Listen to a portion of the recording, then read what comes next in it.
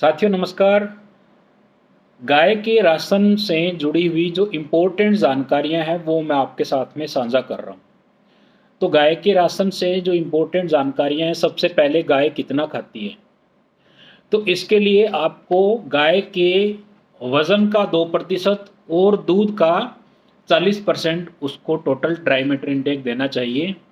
फ़र्ज़ करें गाय का वज़न है 6 क्विंटल, तो 12 किलो ड्राई मैटर उसको वज़न के हिसाब से चाहिए। और अगर 25 लीटर दूध है तो 6 किलो उसका जो ड्राई मैटर है वो दूध के हिसाब से हो गया। तो टोटल हो गया 12 और 6 18 किलो ड्राई मैटर एक गाय का जो ड्राई मैटर है टोटल वो हो गया वज़न के हिसाब से और दूध के हिसाब से।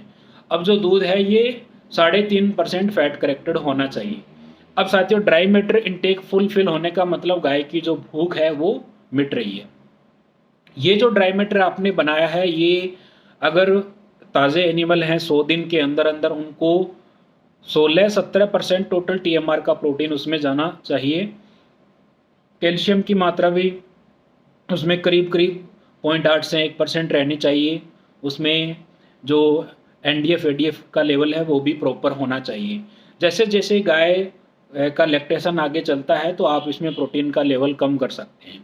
तो ड्राई मैटर इनटेक के बाद में साथियों, अगर आप गायों के लिए साइलेज इस्तेमाल करते हैं हरे चारे की तुलना में, तो आपको साइलेज से ज़्यादा प्रॉफिट मिलने वाला है। दूध का उत्पादन अच्छा रहेगा, गाय की बॉडी कंडीशन स्कोरिंग अच्छी रहेगी, रिपीट ब्रीडिंग के इश्यूज कम आएंगे। फिर जब आप हरा चारा गायों के लिए रखते हैं तो आपको लेबर रोज़ की रोज़ लेबर को काम करना पड़ता है। साइलेज में आप उस लेबर को कम कर सकते हैं और साइलेज में आप ज़मीन का भी ज़्यादा अच्छा इस्तेमाल कर सकते हैं। साथियों, तूड़ी अगर आप आपने एचएफ गाय रखी है तो तूड़ी उसको 2 किलो से ज़्यादा न दें। अगर आपने भैंसें रखी है तो 4-5 किलो से ज़्यादा तूड़ी भैंसों को आप न दें। इसके बाद में जो साइलेज है, एवरेज एक गाय को जैसे 25 से 30 किलो के आसपास बनेगा रोज़ का औसतन गाय के लिए, और तूड़ी बनेगी 2 किलो के आसपास। अगर गाय का जो दूध है, अगर गाय का 20 किलो तो उसको 400 ग्राम के हिसाब से अपने को फीड देनी है। तो 20 किलो दूध के लिए 8 किलो फीड गाय को आपको देनी चाहिए। 30 लीटर वाली उससे ऊपर की जो गाय हैं उनके लिए स्पेशल जो हाई डेंसिटी राशन रहता है तो वो फीड आपको गाय को देनी चाहिए। तो औसतन अगर 30 लीटर से ऊपर की गाय है तो उसको आप आराम से 10 से 12 किलो फीड रोज़ की दे सकते हैं। अब फीड और साइलेज और तूड़ी को आपको तीनों को मिक्स करके टीएमआर की फॉर्म में गाय को देना चाहिए ताकि गाय अच्छा जुगाली करे, ड्राई मैटर इनटेक उसका पूरा रहे। इसके बाद में साथियों, जब आप गायों को फीड देते हैं तो फीड के साथ में मिनरल मिक्सर देना बड़ा ज़रूरी है। मिनरल मिक्सर में 2 प्रकार के मिनरल मिक्सर आपको मिलते हैं, एक तो पाउडर वाला मिनरल मिक्सर और दूसरा जो कैल्शियम रहता है लिक्विड वो। साथियों, मैं आपको रेकमेंड करूंगा भी आप जो पाउडर वाला मिनरल मिक्सर है वो गायों के लिए इस्तेमाल करें। जो कैल्शियम लिक्विड कैल्शियम रहती है उसमें 3-3.5% ही कैल्शियम रहता है, तो उसमें कैल्शियम की मात्रा बड़ी कम रहती है, पानी उसमें ज़्यादा रहता है। तो वो जो लिक्विड कैल्शियम है वो आप अपनी गायों के लिए इस्तेमाल न करके पाउडर वाला कैल्शियम आप यूज़ ज़रूर करें। पाउडर वाला कैल्शियम आप जब गायों को मिनरल मिक्सर देंगे, एक कंप्लीट मिनरल मिक्सर आप गायों को देंगे, तो औसतन आपको 1 किलो दूध के पीछे 5 ग्राम मिनरल मिक्सर देना चाहिए। 100 ग्राम अगर गाय 20 लीटर अगर गाय का दूध है तो उसको आपको औसतन 100 ग्राम मिनरल मिक्सर ज़रूर देना चाहिए। अगर आप गायों को मिनरल मिक्सर नहीं देते हैं तो कैल्शियम, फास्फोरस, मैग्नीशियम की कमी के कारण बीमारियां आती हैं, और जो मिनरल्स जिनकी मात्रा कम चाहिए जैसे कॉपर, कोबाल्ट, जिंक, उनकी कमी के कारण रिपीट ब्रीडिंग जैसे इश्यू, इम्यूनिटी कम होने के कारण मेस्टाइटिस जैसे इश्यू, लेमनेस जैसे इश्यूज आपको देखने को डेयरी फार्म पे मिलते हैं। तो आपको मिनरल मिक्सर है जो गायों के लिए 1 किलो दूध के पीछे 5 ग्राम मिनरल मिक्सर जरूर डालना चाहिए। पाउडर वाला मिनरल मिक्सर ही आपको यूज़ करना है। उसके बाद में साथियों, एचएफ गायों में जो अफ्लाटॉक्सिन के कारण मेस्टाइटिस की समस्या ज़्यादा आती है, रिपीट ब्रीडिंग की समस्या ज़्यादा आती है। तो अफ्लाटॉक्सिन या माइकोटॉक्सिन्स आपकी जो डेयरी फार्म पे गाय है वो उससे नुकसान न हो, तो इसके लिए फीड आप जो ब्रांडेड कंपनी का फीड आप लेंगे तो उसमें अफ्लाटॉक्सिन की मात्रा कम रहती है, क्योंकि जो कंपनियां हैं वो उसमें टॉक्सिन बाइंडर और मोल्ड इनहिबिटर जैसे पदार्थ डालती है। साथियों, अगर आप घर पे अपना होम मिक्स राशन यूज़ कर रहे हैं तो आप मक्की साफ खरीदें, और जो जैसे GNC है जिसको हम ग्राउंड नट केक बोलते हैं, मूंगफली की खल, वो आपको उसमें नहीं ऐड करनी चाहिए। सरसों की आप डाल सकते हैं, कॉटन सीड केक भी आप डाल सकते हैं। आप अगर होम मिक्स राशन बना रहे हैं तो उसमें आपको अच्छे इंग्रेडिएंट यूज़ करना चाहिए ताकि उसमें माइकोटॉक्सिन्स न जाएं। तो साथियों, अगर आप अपने घर का होम मिक्स राशन बना रहे हैं तो उसमें आप कोशिश करें टॉक्सिन बाइंडर आप ज़रूर डालें। उसमें आपका 100, 150, 200 रुपये पर क्विंटल एक्स्ट्रा खर्चा पड़ने वाला है, लेकिन उससे आपके गाय में लॉन्ग टर्म में जो नुकसान है वो आपको देखने को नहीं मिलेंगे। तो साथियों, जब आप गायों की फीडिंग करते हैं तो मिनरल मिक्सर आपको ज़रूर ऐड करना है, फिर आप टॉक्सिन बाइंडर ज़रूर ऐड करें।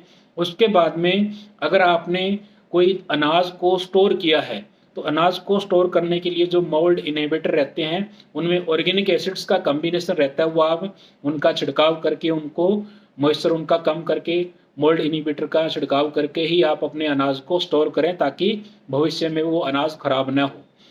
अगर साथियों आपके डेयरी फार्म पे गायों में उर्ली वाली फीड या उर्ली वाला साइलेज जा रहा है, माइकोटॉक्सिन्स जा रही हैं, तो उसमें रिपीट ब्रीडिंग के केसेस ज़्यादा आएंगे, गाय आपकी ठहरेगी नहीं।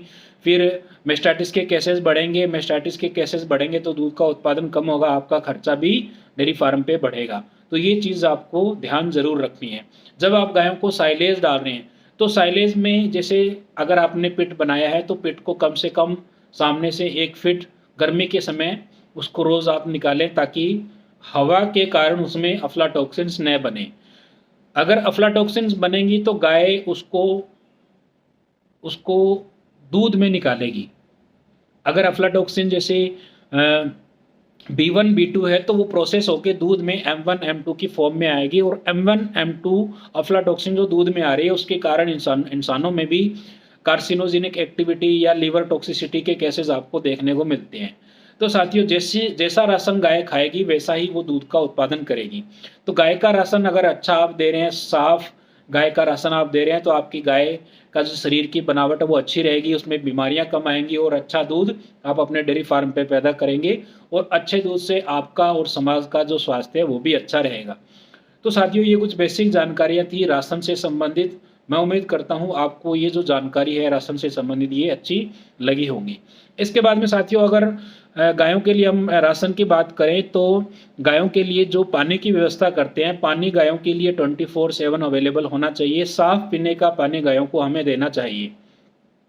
पानी में अगर जैसे आप चूने की कुछ मात्रा इस्तेमाल करते हैं तो चूना जो आप पानी में मिला रहे हैं उससे कैल्शियम नहीं मिलता है। कैल्शियम के लिए आप चूना पानी में नहीं मिलाएं, आप चूना जो पानी में मिलाएं पानी को साफ रखने के लिए, ताकि पानी में जो काई है वो न जमे, बैक्टीरियल लोड वो कम रहे, या छोटे मोटे जो पैरासाइट्स हैं वो चूने के कारण खत्म हो जाएं।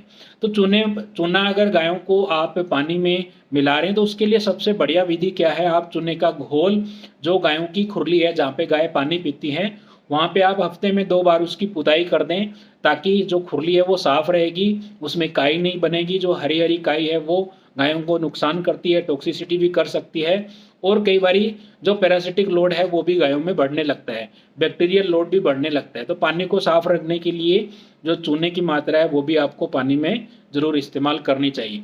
इसके बाद में साथियों, अभी गर्मी का सीजन चल रहा है तो गर्मी के सीजन में दुधारू पशुओं को आप मीठा सोडा 100 से 150 ग्राम आप जरूर दें प्रति गाय को। गाभिन पशुओं को आप मीठा सोडा लास्ट के 1 महीने में न दें। दूध देने वाले पशुओं को आप मीठा सोडा देंगे, सोडियम बाइकार्बोनेट देंगे तो क्या होगा, गाय अच्छा रूमिनेशन करेगी, दूध का उत्पादन अच्छा रहेगा, जो रूमन का पीएच है वो अच्छा रहेगा, फैट एसएनएफ भी बढ़िया रहेगी। इसके बाद में साथियों, इस सीजन में आमतौर पे जो गाय का ड्राई मैटर इंटेक है वो कम हो जाता है। ड्राई मैटर इंटेक जो कम हो गया उसको सही करने के लिए आपको लाइव ईस्ट का इस्तेमाल जरूर करना चाहिए। लाइव ईस्ट या खमीर, इसका इस्तेमाल आप एक बड़ी गाय को 10 से 15 ग्राम लाइव ईस्ट जरूर आप देंगे, तो उससे गाय का ड्राई मैटर इंटेक अच्छा रहेगा, रूमन का डाइजेशन अच्छा रहेगा, फैट एसएनएफ और दूध की मात्रा भी अच्छी रहेगी।